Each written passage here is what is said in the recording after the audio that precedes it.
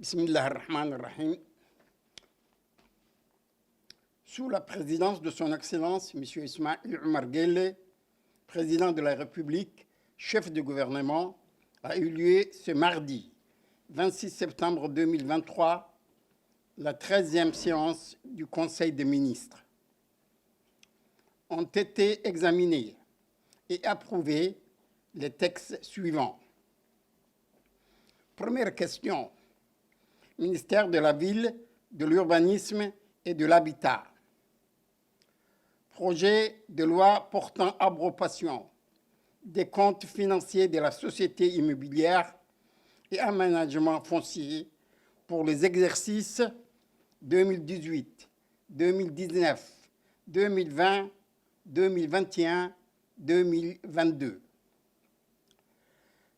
La ministre de la Ville a présenté au Conseil des ministres les comptes financiers de la société immobilière et aménagement foncier de l'exercice 2022 et a régularisé en parallèle les comptes financiers des années antérieures. Il y a lieu de féliciter ce travail de régularisation qui porte sur 5 années avec des documents comptables de qualité et l'assainissement de la situation financière par la nouvelle direction qui a permis d'améliorer les résultats nets. Les comptes financiers de la société immobilière et de management foncier pour l'exercice 2022 sont arrêtés en produits à 992 414 841 francs Djibouti. Les produits connaissent une augmentation de 20%. Ils passent de 824 millions 9 de francs Djibouti en 2021 à 992 millions 24 en 2022. Ces produits sont constitués de revenus de location-vente,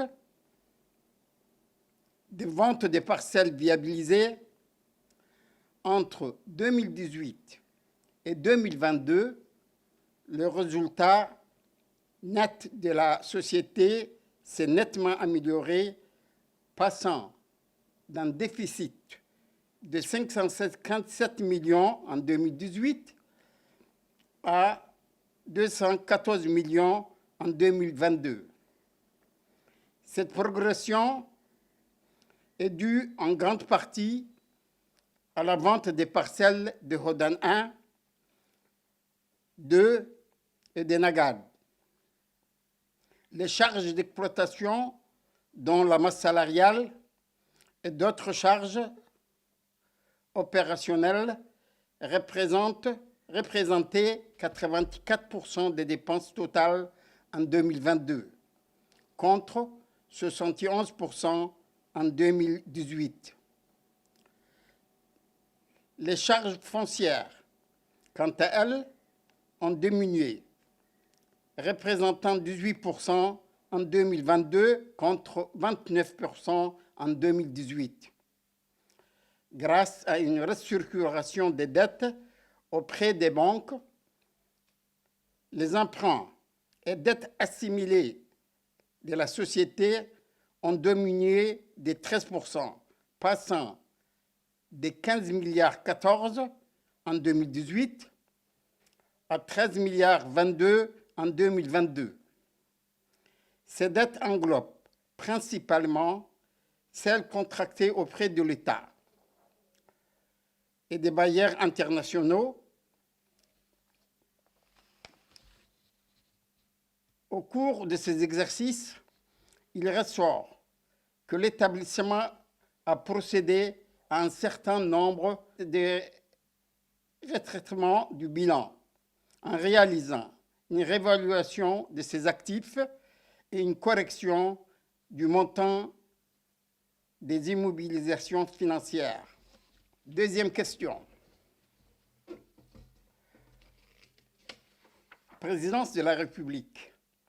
projet de décret portant création du journal officiel électronique dénommé EGO. Le projet de décret a pour objet la création d'une édition électronique du journal officiel de la République de Djibouti. Le journal officiel de la République de Djibouti est l'héritier de 4 supports officiels d'information ayant eux-mêmes connu une longue évolution. Le journal officiel du protectorat de la côte française de Somalie et dépendance a paru pour la première fois le 8 février 1900 et qui a pris fin en 1906. Le journal officiel du protectorat de la côte française de Somalie, qui a été créé en 1906 et a pris fin en 1920. Le journal officiel de la côte française de Somalie, qui a été créé en 1920 et qui a pris fin en 1967. Le journal officiel du territoire français des Afars et des Issa, qui a été créé le 3 juillet 1967 et qui a pris fin le 3 juillet 1977, et de 1978 à 1986. Depuis 1986, le journal officiel est bimensuel. Et depuis 2001, l'apparition du journal officiel est réalisée dans les 2 langues officielles, arabe et français.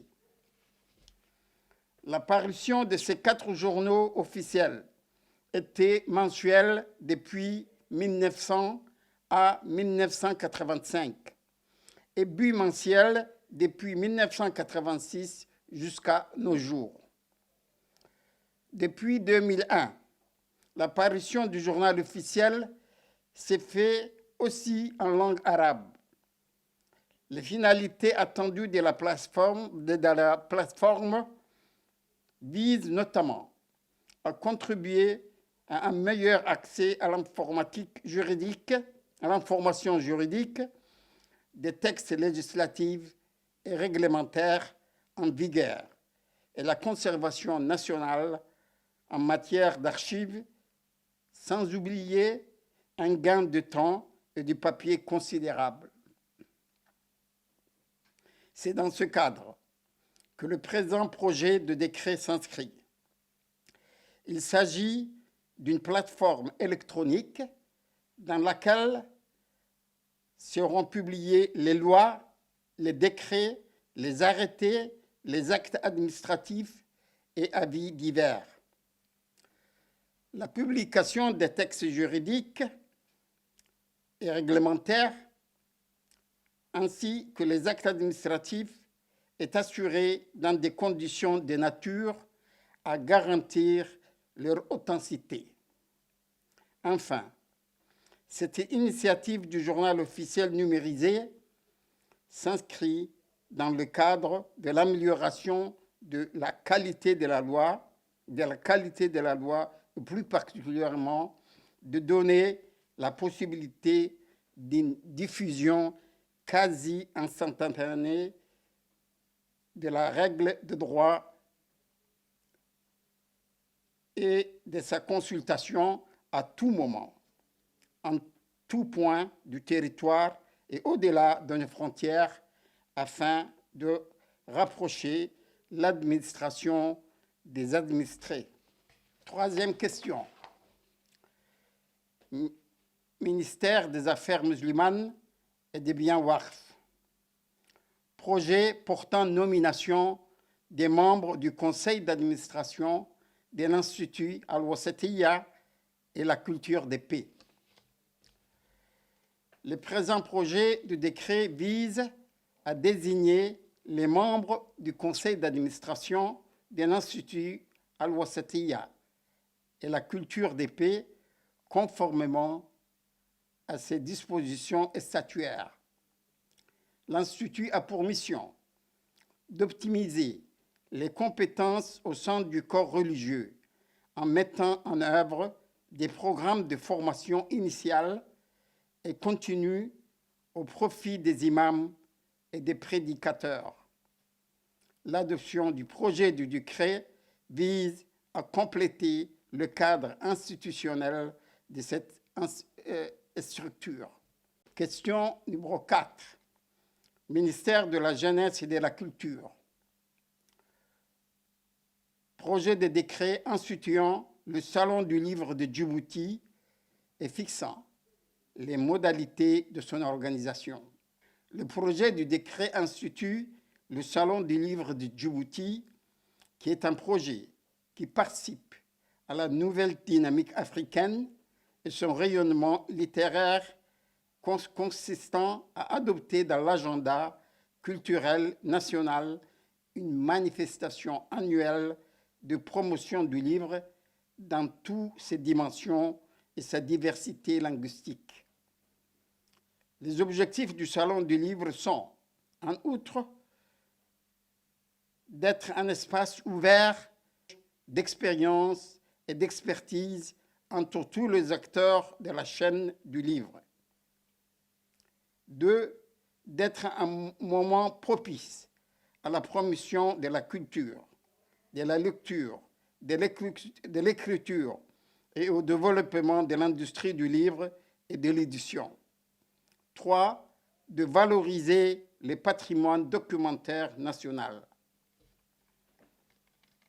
Le programme du Salon du Livre est organisé par le ministère en charge de la culture et porté par l'Agence nationale de la promotion de la culture et ses départements avec le concours d'un commissaire général et d'un comité d'organisation.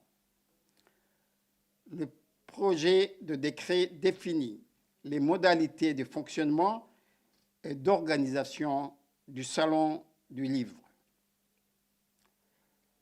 Question 5. Ministère de la Justice et des Affaires pénitentiaires chargé des droits de l'homme. Projet de décret portant nomination des magistrats. Le présent projet de décret a pour objet la nomination de 12 auditeurs du justice de l'École nationale de l'étude judiciaire. Ces magistrats ont finalisé leur parcours théorique et pratique de 18 mois et validé leur évaluation des fins de formation. Ces projets visent donc à recruter et nommer la première promotion d'auditeurs de justice qui porte le nom de fait Abdurrahman Cheikh Mohamed, Allah yarhamou, premier président de la Cour suprême. Sont nommés en qualité de magistrat de l'ordre judiciaire Madame Mouna Youssouf Omar, Madame Hafsa Ahmed Bahdon, Madame Fathia Ismail Awale,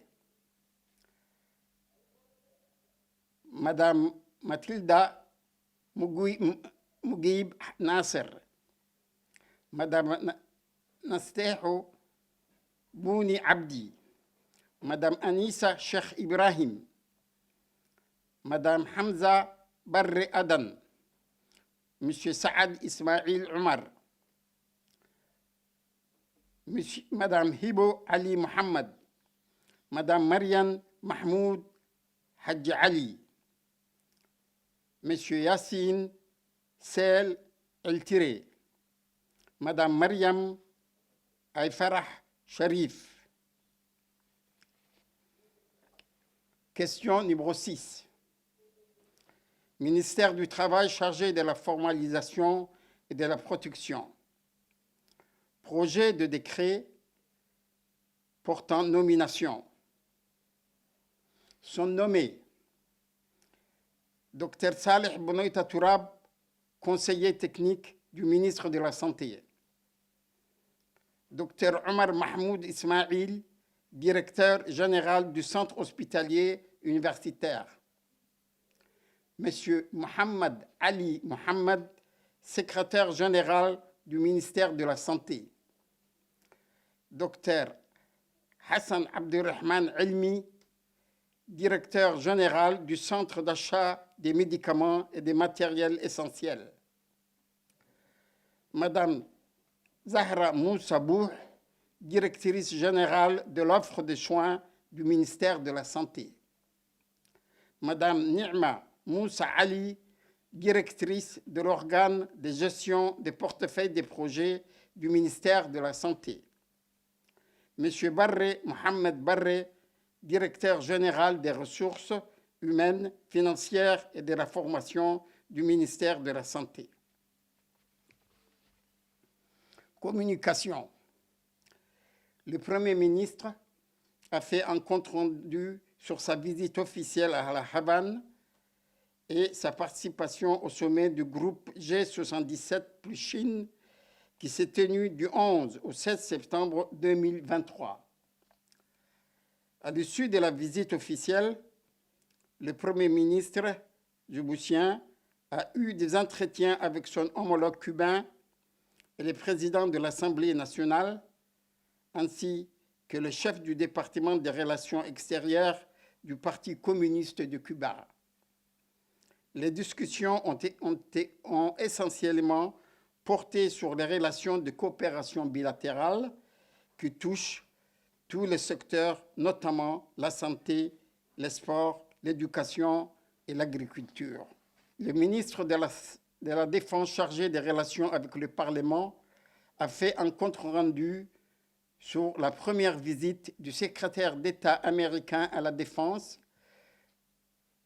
M. Austin, effectuée le 24 septembre 2023 à Djibouti. Les entretiens ont porté essentiellement sur les relations de coopération et le partenariat stratégique liant les deux pays dans les divers domaines, à savoir la sécurité, la défense et le développement. Le ministre de l'Enseignement supérieur et de la Recherche a fait un rapport de mission sur le forum Méditerranée Futur Acte 6, qui s'est tenu du 20 au 22 septembre 2023 en France. Le ministre des Affaires musulmanes et des biens Waqf a fait un compte-rendu sur la visite officielle de la délégation djiboutienne à Mogadiscio du 13 au 16 septembre 2023. L'objectif de cette visite était de participer à la projection d'un film documentaire à une soirée commémorative consacrée à la conférence d'Arta, un moment historique dans le processus de réconciliation somalienne. La ministre des Affaires sociales et de Solidarité a fait une communication sur sa visite à Yoboki suite aux dégâts des intempéries du 3 septembre 2023. Une forte délégation, sous la conduite du Premier ministre par intérim Ali Hassan Bahdon, est composée du ministre des Infrastructures et des Équipements, de la ministre des Affaires sociales et de Solidarité, du ministre de l'Intérieur, du ministre de la Santé, du ministre de l'Environnement, ainsi que le secrétaire d'État chargé de la décentralisation, s'est rendu à Yoboki, chef-lieu de la sous-préfecture, afin de s'enquérir de la situation suite aux intempéries. L'objectif de cette mission était d'identifier les ménages impactés par les intempéries afin d'apporter l'assistance nécessaire et de procéder également à l'attribution de 50 logements sociaux de la Fondation Ismail Omar Guelleh, droit au logement. Ainsi, des aides composées de 200 kits de vivres, des kits non-vivres, matelas, ustensiles de cuisine, etc., pour 150 familles sinistrés ont été distribués. Par ailleurs, les habitations répertoriées comme étant endommagées vont bénéficier d'aides en matériel de construction pour soutenir les familles afin d'avoir un espace de vie décent.